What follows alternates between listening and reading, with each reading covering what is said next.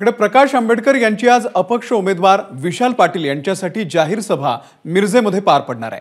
दुसरीकडे उमेदवार प्रकाश शेंडगे यांनी प्रकाश आंबेडकर यांच्यावरती टीका केलेली आहे। वंचितचा पक्ष वंचितांसाठी आहे की धनदांडग्यांसाठी असा प्रश्न त्यांनी निर्माण केलाय।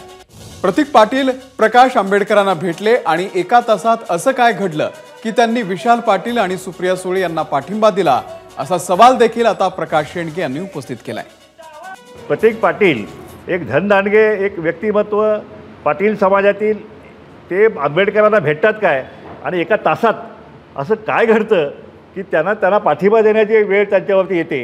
आणि त्याचप्रमाणे पवारसाहेबांच्यावरती पवारसाहेबांसारख्या धनदांडग्या माणसाच्या कन्या ज्या आहेत त्या कशा वंचित असू शकतात, विशाल पाटील हे वंचित कशा असू शकतात।